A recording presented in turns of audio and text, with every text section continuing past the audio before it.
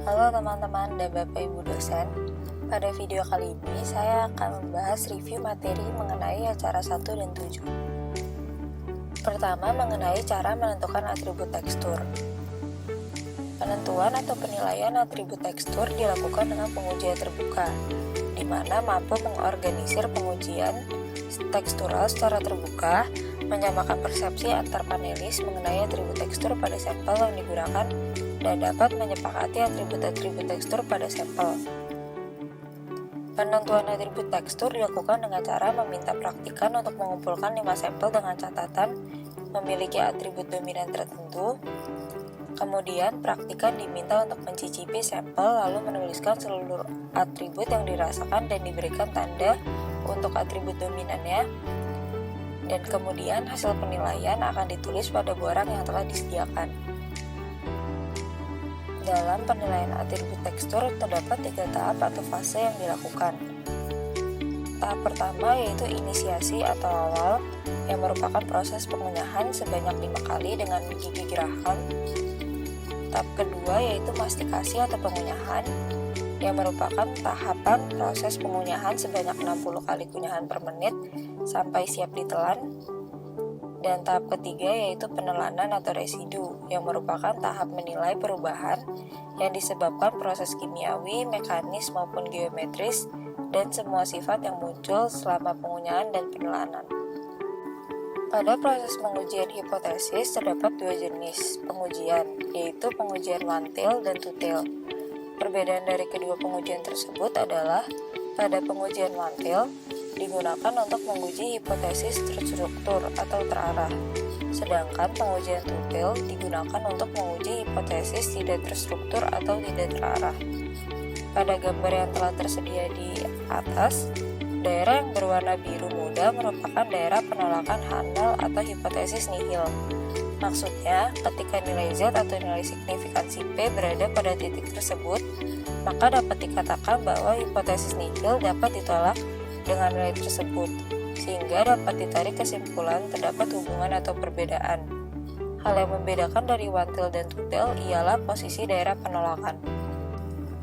Sekarang saya akan menjelaskan untuk soal case 5. Dalam pengerjaan case ini, terdapat beberapa rumus yang digunakan, yaitu pencarian rata-rata, S kuadrat atau variansi, dan T hitung, yang rumusnya ada pada kotak di bawah ini. Seperti yang telah dijelaskan sebelumnya, dalam pengerjaan case ini digunakan beberapa rumus, yaitu untuk mencari X bar, S kuadrat atau variansi, dan T hitung. Untuk mencari X bar dilakukan dengan menambahkan X1, X2, X3 hingga Xn, kemudian dibagi N. N di sini merupakan jumlah panelis. Kemudian untuk S kuadrat atau variansi dihitung dengan menjumlahkan X1 kurang X bar, kemudian dikuadratkan dibagi N-1 ditambahkan hingga Xn kurang X bar kuadrat dibagi N-1. Kemudian untuk T hitung dihitung dengan menggunakan rumus absolut X bar 1 kurang X bar 2 dibagi akar S1 kuadrat per N1 ditambah S2 kuadrat per N2. Pada data ini dapat dilakukan secara manual dengan menambahkan, kalau untuk kasus ini berarti 4,6 ditambah 3,6 hingga 4,09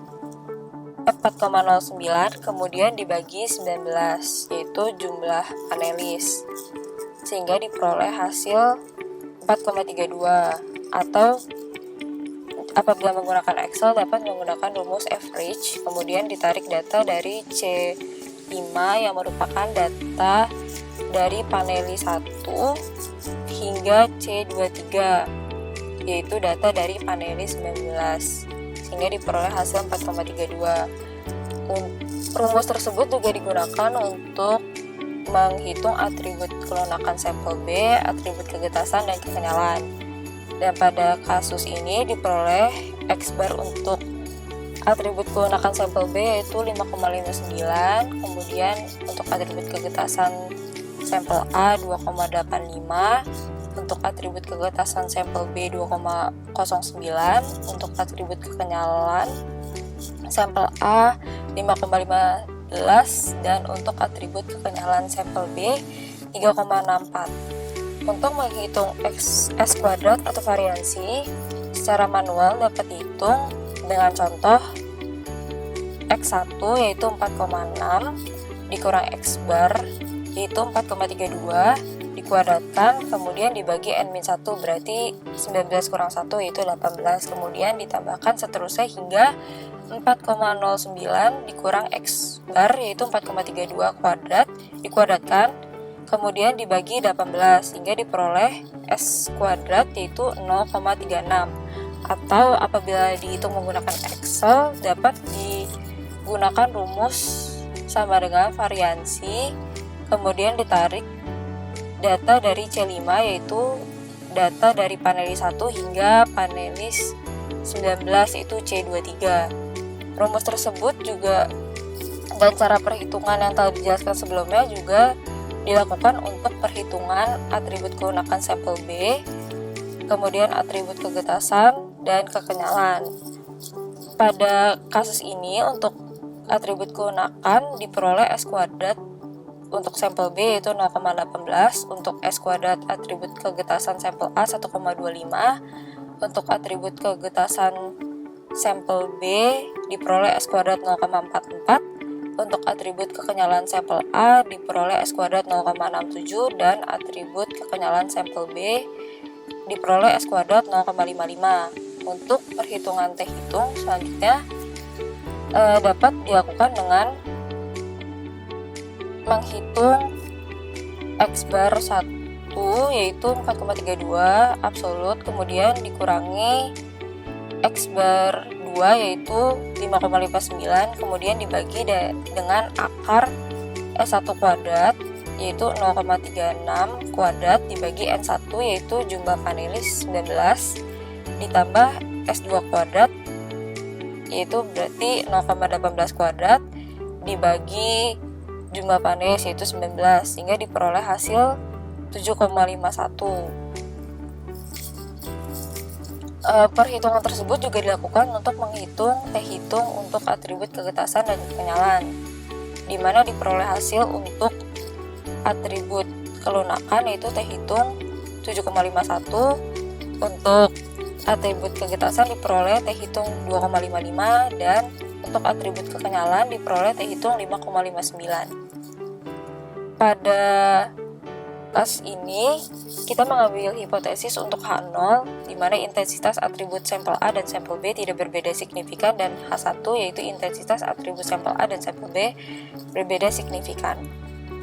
Dalam mencari T tabel untuk detail digunakan rumus sebagai berikut, yaitu T dikali dalam kurung setengah kali 2 kemudian dikali dengan NA yaitu jumlah panelis untuk sampel A ditambah NB yaitu jumlah panelis untuk sampel B dikurang 2. Hasil dari perhitungan ini akan berlaku sebagai DF atau derajat bebas, di mana pada case ini digunakan alfa yaitu 0,05 dan DF dari hasil perhitungan yaitu T dikali 1 dikali 19 tambah 19 kurang 2 sehingga hasilnya 36. Kemudian untuk mencari T tabel dikarenakan pada T tabel yang tersedia hanya tersedia data untuk T tabel apabila derajat bebasnya 30 dan 40 sehingga perlu dilakukan interpolasi untuk mencari T hitung dengan derajat bebas 36. Sehingga dengan perhitungan seperti berikut diperoleh hasil T hitung yaitu 2,0294. Berdasarkan hasil perhitungan yang telah dihitung sebelumnya sehingga diperoleh kesimpulan untuk atribut kelunakan dikarenakan T hitung yaitu 7,51 lebih besar dari T tabel yaitu 2,0294, maka H0 ditolak sehingga intensitas kelunakan sampel A dan sampel B berbeda signifikan. Untuk atribut kegetasan T hitung dengan hasil 2,55 lebih besar dari T tabel yaitu 2,0294 sehingga H0 ditolak, maka intensitas kegetasan sampel A dan sampel B berbeda signifikan. Dan untuk atribut kekenyalan, T hitung dengan nilai 5,95 lebih besar dari T tabel, yaitu 2,0294, sehingga H0 ditolak. Maka intensitas kekenyalan sampel A dan sampel B berbeda signifikan. Sekian hasil pembahasan review acara 1 dan 7 saya. Terima kasih.